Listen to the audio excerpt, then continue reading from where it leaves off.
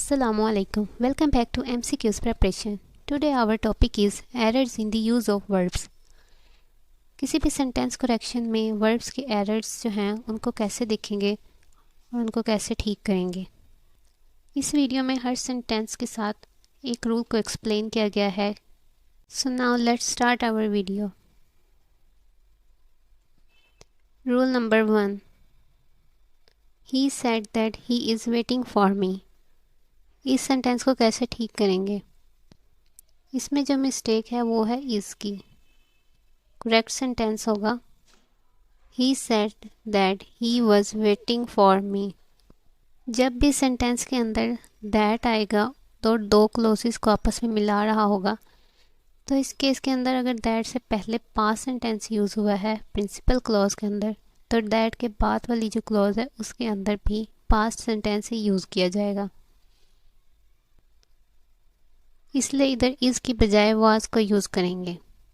He said that he was waiting for me, correct sentence होगा। Rule number 2, he was as rich as he was today. पिछले sentence में दो clause को आपस में मिलाने के लिए दैट यूज़ किया था, इसमें एज यूज़ हुआ है। जब किसी सेंटेंस में एज या देन यूज़ होगा तो ज़रूरी नहीं है कि उसके जो प्रिंसिपल क्लॉज में पास्ट है तो उसके नेक्स्ट क्लॉज के अंदर भी पास्ट ही यूज़ करें। करेक्ट सेंटेंस होगा he was as rich as he is today. Rule number 3, I shall help you and you will succeed. इस सेंटेंस के अंदर क्या गलती है, इसमें फ्यूचर टेंस को 2 दफ़ा यूज़ किया गया है। किसी भी सेंटेंस के अंदर फ्यूचर टेंस 2 बार यूज़ नहीं किया जा सकता। करेक्ट सेंटेंस होगा I help you and you will succeed. पहले प्रेजेंट टेंस है, उसके बाद future tense. Rule number 4, he is playing cricket since morning. अगर किसी सेंटेंस में सिंस यूज़ करेंगे या फॉर यूज़ करेंगे तो सेंटेंस में इज़ एम आर वगैरह नहीं यूज़ कर सकते। इनके साथ आएगा has been, have been, had been या will have been, shall have been. तो इसका करेक्ट सेंटेंस होगा he has been playing cricket since morning. Rule number 5, he had received the letter yesterday. इसका करेक्ट सेंटेंस होगा he received the letter yesterday. जब भी कोई simple past tense बगैर adverb या कंजक्शन के यूज़ होगा तो इसको पास्ट परफेक्ट में नहीं लिख सकते। पास्ट परफेक्ट टेंस सिर्फ उसी सूरत में यूज़ होगा या फिर जो है वो सेंटेंस में डबल एक्शन परफॉर्म हो, यानी इसमें वर्ब 2 दफ़ा आए तो फिर पास्ट परफेक्ट को यूज़ कर सकते हैं, या फिर दूसरा केस ये है कि एडवर्ब या कंजक्शन यूज़ हो, यानी कि when, after, already, before, ever, till etcetera. इस तरह के कोई कंजंक्शंस या एडवर्ब्स यूज़ हों तो फिर पास्ट परफेक्ट में सेंटेंस लिखेंगे, वरना सिंपल पास्ट में होगा। Rule number 6, I have received your gift last night. जब भी किसी सेंटेंस में लास्ट, अगो, यस्टरडे को यूज़ करेंगे तो इसका टेंस जो है वो हमेशा पास्ट इंडेफिनेट होगा। तो इसका जो करेक्ट सेंटेंस होगा वो होगा I received your gift last night. Rule number 7, I completed my work just now. अब इसके अंदर जस्ट नाउ यूज़ हो गया है, तो इसको सेंटेंस को कैसे ठीक करेंगे, I have completed my work just now. यानी कोई भी एडवर्ब अगर यूज़ हो गया है तो हम इस सेंटेंस को प्रेजेंट परफेक्ट में बनाएंगे, जैसे कि just now, till, yet, never, ever, before, already etcetera. कुछ भी इसके अंदर यूज़ हुआ हो तो उसको हमेशा परफेक्ट सेंटेंस के अंदर बनाएंगे। Rule number 8, he speaks as if he is ill. अब इस सेंटेंस का करेक्ट सेंटेंस होगा he speaks as if he were ill. जब भी सेंटेंस में एज इफ़ या एज दो यूज़ होगा तो वो सेंटेंस हमेशा पास्ट टेंस में लिखा जाएगा। तो इसके अंदर इस जो है वो प्रेजेंट में था, इसको हमेशा जो है वो पास्ट में चेंज करेंगे तो इसके साथ वर्ड आ जाएगा he speaks as if he were ill. Rule number 9, why he insult you. ये एक इंटेरोगेटिव सेंटेंस है, तो जब भी इंटेरोगेटिव सेंटेंस यूज़ होगा तो उसमें टेंस के अकॉर्डिंग हेल्पिंग वर्ब भी यूज़ होगा। अभी सेंटेंस के अंदर कोई भी हेल्पिंग वर्ब यूज़ नहीं हुआ तो इसका करेक्ट सेंटेंस होगा why does he insult you. Helping verb हमेशा सब्जेक्ट के अकॉर्डिंग आएगा। Rule number 10, who does knock at the door. इसको कैसे ठीक करेंगे? हु वाले जितने भी इंटेरोगेटिव सेंटेंसेस हैं उनके बाद डू, डज, डिड वगैरह कुछ भी यूज़ नहीं होता। तो इस सेंटेंस को कर लिखेंगे who Knox at the door, कोई भी हेल्पिंग वर्ब यूज़ नहीं होगा। Rule number 11, being a hot day I could not go out. मौसम वाले जितने भी सेंटेंसेस हैं उनसे पहले इट लाजमी यूज़ होता है, तो करेक्ट सेंटेंस हो जाएगा it being a hot day I could not go out. Rule number 12, if he works hard he pass the examination. अब ये एक इफ़ वाला कंडीशनल सेंटेंस है। जब भी इफ़ के साथ प्रेजेंट वाला सेंटेंस यूज़ होगा तो उससे नेक्स्ट कॉमा के बाद वाले सेंटेंस में फ्यूचर टेंस यूज़ होगा। तो इसका करेक्ट सेंटेंस होगा if he works hard he will pass the examination. Rule number 13, if he worked hard he pass the examination. इस सेंटेंस में इफ़ के साथ पास्ट इंडेफिनेट यूज़ हुआ है, जबकि पिछले सेंटेंस में इफ़ के साथ प्रेजेंट इंडेफिनेट यूज़ हुआ था। तो अगर इस केस के अंदर इफ़ के साथ पास्ट इंडेफिनेट यूज़ हो तो उसके बाद नेक्स्ट सेंटेंस में कोमा के बाद हमेशा वुड के साथ वर्ब की फर्स्ट फॉर्म लगाते हैं। करेक्टेड सेंटेंस होगा if he worked hard he would pass the examination. Rule number 14, if he had worked hard he would pass the examination. अब इसके अंदर इफ़ के साथ पास्ट टेंस तो है लेकिन ये पास्ट परफेक्ट टेंस है, तो जब भी पास्ट परफेक्ट टेंस यूज़ होगा इफ़ के साथ तो उसके बाद वाला जो सेंटेंस होगा उसमें कॉमा के बाद would have, should have, might have, could have के साथ वर्ब की थर्ड फॉर्म लगाएंगे। सेंटेंस बनेगा if he had worked hard he would pass the examination. Rule number 15, I know to swim. अब अगर किस सेंटेंस में किसी काम के बारे में कोई स्किलफुल होना बताया जा रहा है या फिर उस काम के बारे में वाकफियत या महारत को बताएंगे तो फिर उसमें नो हाउ टू यूज़ करेंगे। जैसे कि इसमें हम इसको बनाएंगे I know how to swim, ये करेक्ट फॉर्म होगी, ये करेक्ट सेंटेंस होगा। Rule number 16, I regard you my friend. अब कुछ वर्ड्स हैं जिनके साथ हमेशा एज यूज़ होता है, जैसे कि इस सेंटेंस में रिगार्ड यूज़ हुआ है। इस तरह describe, treat, portrait, represent, depict, mention, define, ये सारे वर्ड्स ऐसे हैं जिसके साथ हमेशा एज यूज़ होता है। तो ये सेंटेंस को हम कैसे ठीक करेंगे? I regard you as my friend, regard के साथ एज आएगा। Rule number 17, let us to go for a walk. जिस तरह कुछ वर्ड्स हैं जिसके साथ एज लाजमी आता है, उसी तरह कुछ वर्ड्स हैं जिसके साथ टू बिल्कुल नहीं यूज़ कर सकते। वो कौन से वर्ड्स हैं?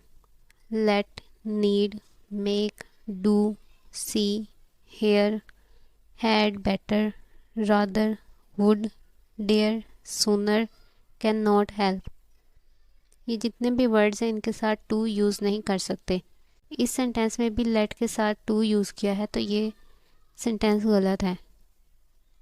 करेक्ट सेंटेंस होगा let us go for a walk. Rule number 18, entering the room I heard the ring of the phone. अगर किसी सेंटेंस में पार्टिसिपल को एडजेक्टिव के तौर पर यूज़ किया गया है तो इसके साथ कोई नाउन या प्रोनाउन जो है वो लाजमी लगाना पड़ता है। जिस तरह इस सेंटेंस में एंटरिंग जो है वो यूज़ किया गया है पार्टिसिपल एज एन एडजेक्टिव, तो हम इसके साथ इसको कैसे ठीक करेंगे। As I was entering the room I heard the ring of the phone, यानी कि हम इसके साथ नाउन या प्रोनाउन को लाजमी लगाएंगे। Rule number 19, I went to the library for reading the newspaper. अब इस सेंटेंस के अंदर जेरेंड यूज़ हुआ है। वर्ब की फर्स्ट फॉर्म के साथ अगर आईएनजी लगाएं और उसको नाउन के तौर पर यूज़ करें तो उसे जेरेंड कहते हैं, जिसको उर्दू में हासिल मस्दर कहते हैं। अगर किसी भी सेंटेंस के अंदर जेरेंड यूज़ हुआ है प्रपोजिशन के बाद और उस सेंटेंस के अंदर कोई ख़ास मकसद भी बयान किया है, जिस तरह के इसमें है reading the newspaper, I went to library for reading the newspaper. Reading से पहले फॉर आया है प्रपोजिशन और इसके अंदर जो है वो एक पर्पस बयान किया गया है कि मैं लाइब्रेरी गया क्योंकि मैंने न्यूज़पेपर पढ़ना था। तो इस टाइप के सेंटेंसेस के अंदर जेरेंड की बजाय हमेशा इन्फिनिटिव यूज़ करते हैं। इन्फिनिटिव क्या होता है, टू के बाद जो है वो वर्ब की फर्स्ट फॉर्म लगाते हैं, उसको इन्फिनिटिव कहते हैं। तो ये सेंटेंस बन जाएगा I went to library to read the newspaper. Rule number 20, I didn't like Aslam wasting time. अगर सेंटेंस में जेरेंड से पहले नाउन या प्रोनाउन यूज़ हुआ है तो हमेशा नाउन या प्रोनाउन के पॉसेसिव केस यूज़ करते हैं। तो ये सेंटेंस सही होगा आई didn't like Aslam's wasting time, यानी कि असलम्स यूज़ करेंगे, पॉसेसिव केस यूज़ करेंगे। Rule number 21, the reading is a good habit. इसमें क्या मिस्टेक है, इसमें दी की मिस्टेक है, आर्टिकल नहीं आना इसमें, क्योंकि जब भी जेरेंड को एज अ नाउन यूज़ करते हैं तो इससे पहले आर्टिकल नहीं लगाते। तो ये इसका सेंटेंस होगा reading is a good habit, article नहीं आएगा। Rule number 22, he persisted to buy a new dress. इसको कैसे ठीक करेंगे, he persisted in buying a new dress. Persisted to नहीं होता, परसिस्टेड इन होता है, ये फिक्स्ड प्रपोजिशन इसके साथ आती है। और जब भी वर्ब में टू की बजाय कोई फिक्स्ड प्रपोजिशन आए तो उसमें हमेशा जो है वो इन्फिनिटिव की बजाय जेरेंड यूज़ करते हैं। जैसे इसमें बाय नहीं यूज़ होगा, इसमें बाइंग यूज़ होगा। Rule number 23, he denied my invitation to dinner. अब इसमें डिनाइड यूज़ हुआ है, डिनाई, रिफ्यूज़, डिक्लाइन, ये सारे जो हैं वो इनकार के लिए यूज़ होते हैं, लेकिन इनके अंदर डिफरेंस है। जैसे कि इस सेंटेंस में डिनाइड नहीं आएगा, इसकी बजाय क्या आएगा, इसकी जगह आएगा declined, he declined my invitation to dinner. वो इसलिए क्योंकि डिनाई का मतलब होता है किसी बात से इनकार करना और डिक्लाइन का मतलब होता है किसी दावत या ऑफ़र को जो है वो इनकार करना। जैसे इसके अंदर जो है वो इनविटेशन के लिए कहा गया है तो फिर इसके लिए डिक्लाइन यूज़ होगा, डिनाई यूज़ नहीं होगा। इसके साथ एक वर्ड होता है रिफ्यूज़। रिफ्यूज़ जो है वो किसी काम से इनकार होता है।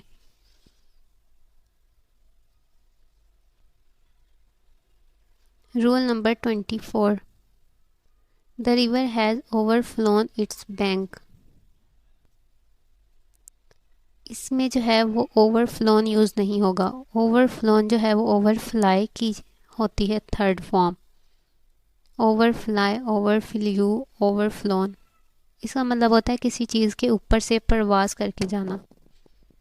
यानी कि कोई चीज़ ऊपर उड़ रही हो तो उसको ओवरफ्लाई, ओवरफ्लोन, ओवरफ्ल्यू कहते हैं। यानी अगर कोई चीज़ ऊपर से गुजरेगी तो हम उसको कहेंगे ओवरफ्लोन। लेकिन अगर जो है वो यहाँ पर जो है ओवरफ्लोड यूज़ होगा। The river has overflowed its bank. Overflown overfly की जो है वो थर्ड फॉर्म होती है, और ओवरफ्लाई का मतलब होता है किसी चीज़ के ऊपर से गुजरना। जबकि इधर जो है वो पानी की बात हो रही है, रिवर की बात हो रही है, तो इसके अंदर जो है वो ओवरफ्लो यूज़ होगा, जिसका मतलब है कि किनारों से बह जाना। ओवरफ्लो की थर्ड फॉर्म है overflowed. Rule number 25, I hope you will fail this year. Hope हमेशा पॉजिटिव सेंटेंस में यूज़ होता है, जबकि इस सेंटेंस में हम पॉजिटिव सेंस यूज़ नहीं कर सकते। तो हमने नेगेटिव सेंस के लिए जो है वो इसको चेंज करना है डाउट या फिर फियर से। I doubt you will fail this year. Rule number 26, he saw my signature carefully. यहाँ पे डिफरेंस है सॉ का। इसका करेक्ट सेंटेंस होगा he looked at my signature carefully. Saw का मतलब होता है किसी चीज़ को बगैर कोशिश के देखना, यानी कि जैसे चलते चलते कुछ भी नज़र आ गई, कोशिश नहीं की। जबकि लुक्ड का मतलब होता है बगौर देखना, यानी कि तवज्जो देकर देखना। तो यहाँ के अंदर जो सेंटेंसेस में यूज़ हुआ है signature, he saw my signature carefully, तो इसमें सॉ की बजाय लुक्ड एट आएगा। Rule number 27, all the student heard the lecture attentively. जैसे लास्ट सेंटेंस में सी और लुक का डिफरेंस था, वैसे इसमें भी हेयर और लिसन का डिफरेंस है। यानी कि यहाँ पे हेयर यूज़ हुआ है। हेयर का मतलब होता है बगैर कोशिश के सुनना, और लिसन होता है गौर से सुनना। तो इसमें हम लोग हेयर की बजाय लिसन यूज़ करेंगे। तो सेंटेंस होगा all the student listen to the lecture attentively, कि उन्होंने लेक्चर को गौर से सुना। Rule number 28, the ship was drowned yesterday. इसका करेक्ट सेंटेंस होगा द शिप सैंक येस्टरडे, क्योंकि ड्रॉन जो है वो किसी जानदार के डूबने को कहते हैं, जबकि सैंक जो है किसी बेजान चीज़ के डूबने को कहते हैं। और शिप जो है वो बेजान है, तो इसलिए इसमें सैंक यूज़ होगा, ड्रॉन्ड नहीं होगा।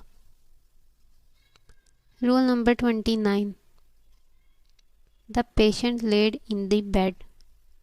अब ये जो इसमें लेड यूज़ हुआ है इसका मतलब है अंडे देना, लेकिन इधर यूज़ होना है दूसरा ले, जिसका मतलब है लेटना। The patient lay in the bed. Rule number 30, you should avoid to smoke. कुछ वर्ब्स ऐसे होते हैं कि जिनके बाद अगर कोई और वर्ब भी यूज़ हो तो फिर वो हमेशा जो सेकंड वर्ब है वो आईएनजी की फॉर्म में होता है। जैसे कि इसमें पहले एक वर्ब यूज़ हुआ है अवॉइड, तो इसके बाद दूसरा वर्ब यूज़ हुआ है स्मोक, तो इसको जो है वो स्मोक नहीं आएगा, इसके साथ आएगा smoking. You should avoid smoking. Avoid की बजाय अगर यहाँ पे keep, stop, enjoy, regret, start, delay वगैरह भी यूज़ होता तो उसके साथ भी यही रूल आना था, क्योंकि ये वर्ब्स ऐसे हैं कि जिनके बाद अगर दूसरा वर्ब यूज़ होगा तो आईएनजी की फॉर्म ही यूज़ होगी, टू वाली फॉर्म यूज़ नहीं होगी। Rule number 31, he refused of doing my work. अब जैसे पहले कोई वर्ब्स थे जिनके बाद दोबारा कोई दूसरा वर्ब यूज़ होता है तो उसमें आईएनजी लगाते थे, लेकिन अब कुछ वर्ब्स ऐसे हैं जिसके बाद अगर दूसरा वर्ब इस्तेमाल करना हो तो उसके साथ टू लगाते हैं और पहली फॉर्म लगाते हैं, यानी कि इन्फिनेटिव यूज़ करते हैं। इन वर्ब्स में like, agree, offer, refuse, forget, want, intend. इनके बाद हमेशा अगर दूसरा वर्ब यूज़ होगा तो उसके साथ टू के साथ वर्ब की पहली फॉर्म लगाएंगे। जैसे कि सेंटेंस में रिफ्यूज़ यूज़ हुआ है तो इसको कैसे ठीक करेंगे? He refuse to do my work. ING वाली फॉर्म इसमें नहीं आएगी। Rule number 32। I was seeing birds in the sky. अब कुछ वर्ड्स ऐसे होते हैं जिसके साथ जो है हम लोग उनको कंटिन्यूस टेंस या परफेक्ट कंटिन्यूस टेंस के अंदर यूज़ नहीं कर सकते। ये वर्ड्स हो सकते हैं see, hear, smell, appear, seem, want, wish, know, believe, hate, love, think. इनके बाद इनको जो है इन वर्ड्स को कभी भी कंटिन्यूस टेंस या परफेक्ट कंटिन्यूस टेंस में यूज़ नहीं करना। जैसे कि ये जो सेंटेंस है I was seeing birds in the sky, जिसके अंदर कंटिन्यूस टेंस यूज़ हुआ है, तो इसको करेक्ट करने के लिए हम क्या करेंगे? I saw birds in the sky, क्योंकि इसमें सी यूज़ हुआ था तो उसके साथ कंटिन्यूस टेंस यूज़ नहीं होना था। तो करेक्ट सेंटेंस होगा I saw birds in the sky. Rule number 33। Do you feel hunger. Sensory verb जितने भी हैं जैसे कि फील, टेस्ट, स्मेल वगैरह, इनके जितने भी सेंसरी वर्ब्स हैं जिसके अंदर सेंसेस को जो है वो बताते हैं, उसमें नाउन की बजाय हमेशा एडजेक्टिव यूज़ करते हैं। जैसे कि इसमें नाउन यूज़ हुआ है हंगर, हंगर यूज़ नहीं होगा बल्कि इसका एडजेक्टिव यूज़ होगा डू यू फील हंगरी। ये करेक्ट सेंटेंस होगा। Thanks for watching.